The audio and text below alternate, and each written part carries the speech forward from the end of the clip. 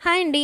పెరుగు గారి అండ్ బెల్లం గారి చేసుకోవాలనిపించింది. కానీ ఇప్పటికిప్పుడు పప్పు నానబెట్టి, దాన్ని రుబ్బి, గారెలు చేయడం పెద్ద ప్రాసెస్ కదా అనుకుంటాం కదా! సో, సడెన్‌గా చుట్టాలొచ్చినా, ఏదైనా స్పెషల్ అకేషన్‌కి ఇది మిస్ అయ్యామే అని అనుకోని బాధపడకుండా సింపుల్‌గా ఏం చేస్తారంటే హోటల్ నుంచి ప్లెయిన్ గారెలు తెప్పించేసుకొని ఈ విధంగా చేసుకోండి. అండ్ ఇక్కడ మనకు చిన్న టిప్ ఏంటంటే వాటర్‌లో డిప్ చేసి వెంటనే స్క్వీజ్ చేయడం వల్ల ఏమవుతుందంటే ఈ పెరుగులో గానీ, బెల్లంలో గానీ వెంటనే నానిపోతాయన్నమాట. సో, సింపుల్‌గా ఇదొక చిన్న టిప్. వితిన్ మినిట్స్‌లో మనకి ఇది అయిపోతుందనమాట. అది ఇప్పుడు గారెలు వేసినా కొంతమంది కొత్తగా వంటలు నేర్చుకుంటారు. సో, అలాంటి వారికి గారె షేప్ రాదు. సో, ఇంక నేను ఈ ఐటెమ్ మిస్ అయిపోయాను అనుకుంటాం కదా! సో, అలాంటి వాళ్ళు ఇలాగా కొంచెం ఈ మెథడ్ యూజ్ చేయండి. అండ్ ఇదంతా ఎందుకు డైరెక్ట్‌గానే మనం కొనుక్కోవచ్చు కదా అనుకోవచ్చు. కాకపోతే ఇలా చేసుకుంటే ఏంటంటే ఒక చిన్న సాటిస్ఫాక్షన్ అనమాట. మనం కూడా ఏదో చేసాము అనిపించి.